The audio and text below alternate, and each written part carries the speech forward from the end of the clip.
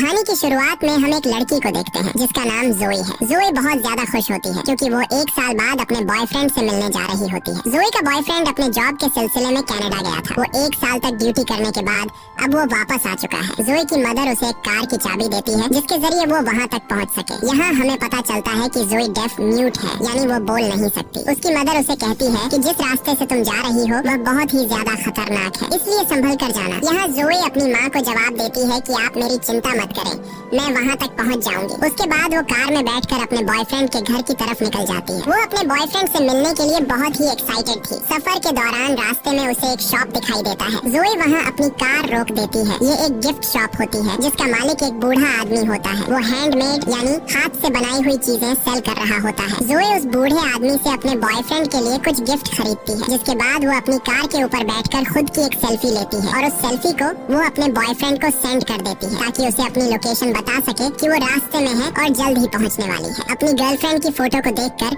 Dean बहुत ज्यादा खुश हो जाता है। यहाँ फिर से जोई अपने सफर पर निकल पड़ती है। ड्राइविंग के दौरान वो मोबाइल यूज कर रही होती है जिससे उसका ध्यान रोड पर से हट जाता है और इसी दौरान अचानक से एक इंजर्ड आदमी उसकी कार के सामने आ जाता है। जोई जल्दी से कार का ब्रेक दबा लेती है जिससे उसकी कार अनबैलेंस होकर थोड़ा दूर जाकर रुकता है, पर उस आदमी की जान बच जाती है। लेकिन जैसे ही जोई बाहर देखती है तो वो आदमी नीचे गिर जाता है। जोई उसे बचाने की सोचती है, तभी वो देखती है कि एक दूसरे आदमी के पीछे गैंग के कुछ लोग पड़े हुए हैं। वह आदमी भागते भागते गिर जाता है, जिसके बाद गैंग के वो लोग उस आदमी पर कार चढ़ाकर उसे कुचल देते हैं। ये देखकर जोई की गले में सांसें अटक जाती हैं और अब वो गैंग वाले जोई की तरफ आने लगे थे। अब यहाँ जोई चाहती तो वो कार स्टार्ट करके उनसे भाग सकती थी, लेकिन जोई ऐसा नहीं करती। वो उस इंजर्ड आदमी की हेल्प करना चाहती थी जो कि रोड पर पड़ा हुआ था, इसलिए वो जल्दी से कार से बाहर आकर उस आदमी को अपनी कार में बिठाती है। इससे पहले कि वो यहाँ से निकल पाती, वो गैंग वाले लोग वहाँ पर पहुँच जाते हैं। ये लोग जोई को पकड़ लेते हैं और उसे परेशान करने लगते हैं और फिर वो उसकी आंखों के सामने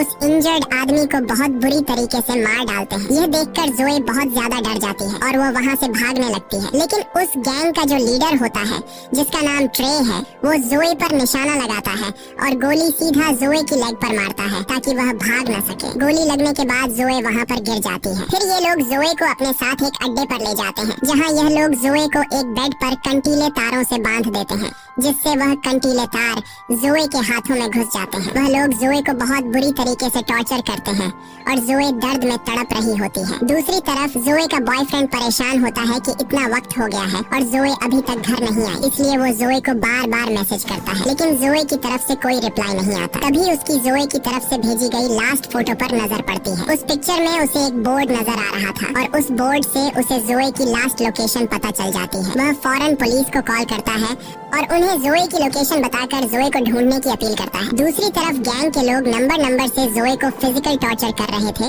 और जोई का बुरा हाल कर देते हैं। जोई बहुत ज्यादा तकलीफ में होती है। ट्रे जोई को बताता है कि तुम पहली लड़की नहीं हो जिसके साथ हमने ये हाल किया है, बल्कि इससे पहले भी हमने कई लड़कियों को इसी तरह से टॉर्चर करके मार डाला है। यहाँ इस पूरे इलाके में हमारा राज चलता है। वो बताता है कि मैं उस आदमी का ग्रैंड सन हूँ जिसने अपाची कबीले का खात्मा किया था। उसके बाद वो एक अलमारी खोलता है जिसमें इंसानों के कटे हुए स्कल्स पड़े होते हैं। वो बताता है कि ये सभी स्कल्स अपाची कबीले के हैं जिन्हें मेरे ग्रैंडफादर ने युद्ध के दौरान काटे हैं। उन्हीं में से वह एक स्कल उठाकर जोई को दिखाता है और बताता है कि यह स्कल उस अपाची कबीले के लीडर का है। ये सारी बातें सुनकर और उन स्कल्स को देखकर जोई बहुत ज्यादा डर जाती है। यहाँ ट्रे जो बातें बता रहा था वो बिल्कुल सच थी। दरअसल ट्रे की बातों से हमें पता चलता है कि उसके दादा मिलिट्री में कर्नल थे और आज से 100 साल पहले जब अमेरिकन सोल्जर्स और अपाची कबीले के बीच वॉर हुआ था तो ट्रे के दादा ने अपाची कबीले को बहुत ही बेरहमी से पूरी तरह से खत्म कर दिया और उनके सिर को धड़ से अलग करके एक निशानी के तौर पर रखा। और ट्रे भी अपने दादा को फॉलो करते हुए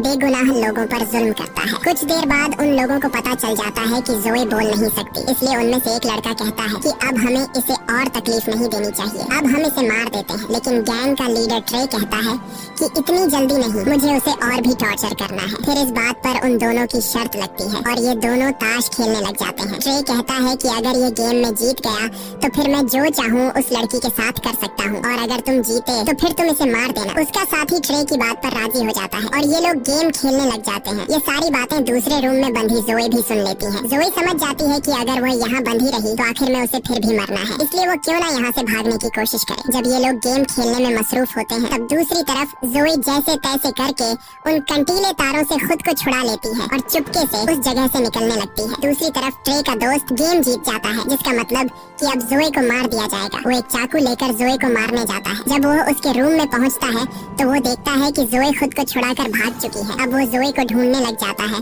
और दूर से जोई को देख लेता है। जोई को पकड़कर कई बार उस पर चाकू से वार करता है, जिससे वहीं पर जोई की मौत हो जाती है। अगले दिन वही बूढ़ा आदमी जो सड़क के किनारे पर हाथ की बनाई हुई चीजें सेल कर रहा था, वो अपने डॉग के साथ घूम फिर रहा होता है। तभी उसका कुत्ता सूंघते हुए वहाँ एक डेड बॉडी के पास पहुँचता है, जिसे जमीन में गाड़ दिया गया था। वो आदमी जब उस डेड बॉडी को निकालता है तो उसे पता चलता है कि यह तो वही लड़की है जिसने कुछ दिन पहले मेरी शॉप से सामान खरीदा था। उसके बाद वो आदमी जोई की बॉडी को अपने घर ले आता है और कुछ जड़ी बूटियों को मिलाकर दवाई बनाता है और उसके जख्मों पर लगाता है। यहाँ पर हम यह जान पाते हैं कि यह बूढ़ा आदमी भी उसी अपाची कबीले से बिलोंग करता था। यह बूढ़ा आदमी कुछ मंत्र पढ़ता है, जिससे वो जान जाता है कि उन जालिमों ने कितनी बेरहमी से इस बेचारी लड़की को मार डाला है। जिसके बाद यह बूढ़ा आदमी ब्लैक मैजिक करने लग जाता है। वह कुछ मंत्र बोलकर रिचुअल करने लगता है ताकि जोई की बॉडी में दोबारा से सोल आ सके। कुछ देर बाद जोई की बॉडी अचानक हवा में उठ जाती है। असल में उसके अंदर सच में कोई सोल आ चुकी थी। जोई का चेहरा बहुत ज्यादा डरावना हो गया था। उसकी आंखें काली हो गई थी और वह उस बूढ़े आदमी पर अटैक कर देती है, लेकिन जल्द वह बूढ़ा आदमी जोई पर कुछ फेंक कर उसे बेहोश कर देता है। दूसरी तरफ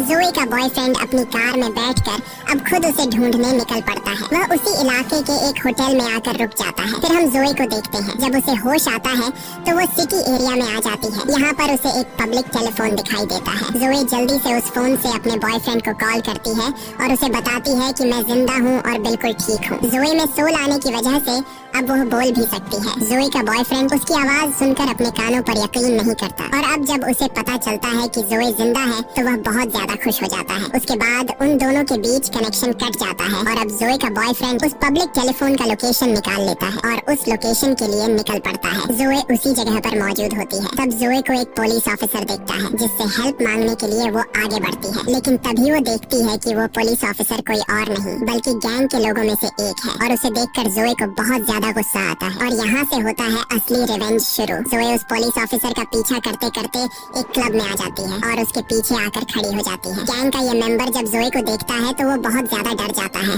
उसे अपनी आंखों पर यकीन नहीं होता कि यह लड़की फिर से कैसे जिंदा हो गई। इसे तो हमने मार दिया था। तब जोई की आंखें फिर से बिल्कुल ब्लैक हो जाती हैं। ऐसा लग रहा था कि जैसे उसके अंदर कोई बुरी सोल आ गई हो। यहाँ गैंग का वो साथी जोई पर अटैक कर देता है, लेकिन अब जोई वो पहले वाली जोई नहीं रही। जोई उसे बहुत बुरी तरीके से मारने लग जाती है, जिससे वह चीखने लग जाता है। इसके बाद जोई कांच की बोतल से उसका पेट फाड़ती है और उसके पेट के अंदर सभी पार्ट बाहर निकाल कर उसे मार डालती है। यहाँ क्लब का ओनर भी वेपन से जोई को शूट करने लगता है, लेकिन जोई उसे चेयर मारकर बेहोश कर देती है। अगले सीन में जोई का बॉयफ्रेंड उस पब्लिक टेलीफोन की लोकेशन पर पहुंचता है। वह देखता है कि यहाँ पर पुलिस आई हुई है। वह पुलिस से जोई के बारे में पूछता है, जिस पर पुलिस ऑफिसर कहता है कि यहाँ पर एक पुलिस ऑफिसर का मर्डर हुआ है और तुम जिसे ढूंढने आए हो वह यहाँ पर नहीं है। और तभी ट्रे भी अपने गैंग के साथ वहाँ पर आ जाता है। जब वह अपने साथी की डेड बॉडी को देखता है तो वह बहुत ज्यादा गुस्सा हो जाता है, क्योंकि उसके साथी को किसी ने बहुत ही बेरहमी से मार डाला था। उसे कुछ भी समझ नहीं आ रहा था कि आखिर उसके साथी को किसने मारा है। तभी उन लोगों के पास जोई का बॉयफ्रेंड आता है। वह उन्हें जोई की फोटो दिखाता है और पूछता है कि क्या तुमने इस लड़की को देखा है। जब वह लोग जोई की पिक्चर को देखते हैं तो ट्रे अपने साथियों से कहता है कि इससे कहो कि जल्दी से यहाँ से चला जाए, नहीं तो यह भी मारा जाएगा। तब ट्रे जोई के बॉयफ्रेंड के पास खुद चलकर आता है और उसे कहता है कि तुम इस लड़की को फजूल में यहाँ ढूंढ रहे हो, क्योंकि वो यहाँ नहीं बल्कि कहीं और जा चुकी होगी। असल में उसका कहने का मतलब यह था कि तुम इस लड़की को फजूल में ढूंढ रहे हो क्योंकि हमने उसे मार दिया है। जोई का बॉयफ्रेंड उनकी बात को समझ नहीं पाता और वह उनसे कहता है कि जोई यहीं कहीं पर है, क्योंकि 1 घंटा पहले जोई ने मुझे इसी लोकेशन से कॉल किया था। ये सुनकर गैंग के सारे लोग हैरान रह जाते हैं। वे जोई के बॉयफ्रेंड डेन को मारने के लिए आगे बढ़ते हैं, लेकिन तब वह पुलिस ऑफिसर वहाँ पर आ जाता है और उन्हें वहाँ से जाने के लिए बोलता है। जब जोई की आँख खुलती है तो वह खुद को एक लकड़ी के घर में पाती है। तभी अपने आप से एक रूम का डोर ओपन हो जाता है। जब जोई उस रूम में देखती है तो उस रूम में हर तरह के औजार पड़े हुए थे। जोई वहाँ से एक तीर कमान उठाकर वहाँ से चली जाती है। अगले सीन में हम गैंग को देखते हैं। वे लोग पहले तो इस बात को मानने को तैयार नहीं होते कि जोई फिर से जिंदा हो गई है, लेकिन फिर भी ये लोग अपनी तसल्ली के लिए उस जगह पर जाते हैं जहाँ उन्होंने जोई को जमीन में गाड़ दिया था। जब ये लोग वहाँ पहुँचते हैं तो ये देखते हैं कि जोई की डेड बॉडी वहाँ से गायब है।